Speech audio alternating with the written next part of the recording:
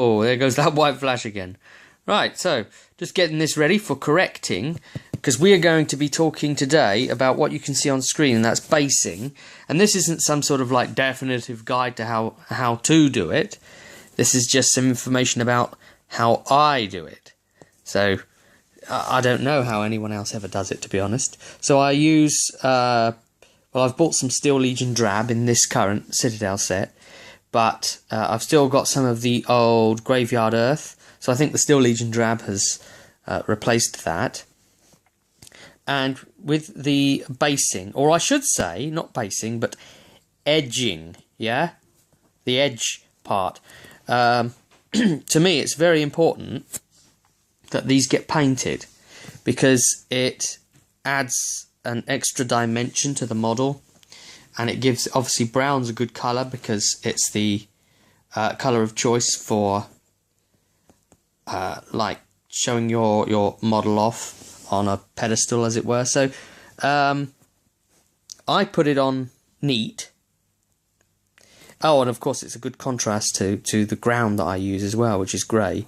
So I tend to put it on neat when I do this job. And I take a large brush, so that's this coloured one, and straight from the pot, and basically I go round this way. So I follow it in a clockwise fashion, if you look at it from the below.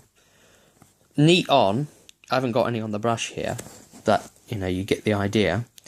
And I turn it sort of sideways like that, and I brush it along, but really, really thick. And the idea here is not just to put it on like that, but to use flick motions and turn it as you go. Because with paint, if you put paint on and then you brush over where you've just put the paint on wet, you will brush and pull that paint off again. So I put a thick enough amount straight on. I mean, I dip right into the thing, yeah? I dip into the pot and then pop some of that into the lid, and then start pooling out of the lid, right? And then I just start dragging some of this across.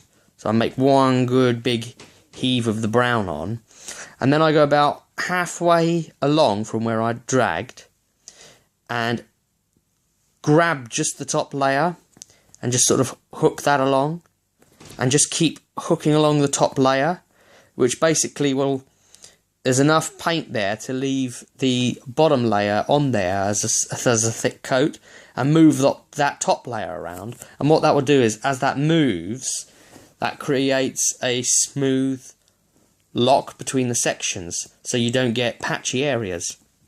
And if you just keep doing that and turning the model as you sweep that top layer across, and I do that fairly early on in the model's painting, and then right at the very end I'll go on with a second coat and touch the whole thing up with the same process again, because very often, you know, a bit of the basing colour will get on there, a bit of a stain on a fingertip will get on there and stain the colour. So it's just freshening it up, ready for the varnish. So anyway, that's the subject of that one. Sorry about the camera, keep going blurry and such, but you know, that's the technology. And I'll see you at the next one.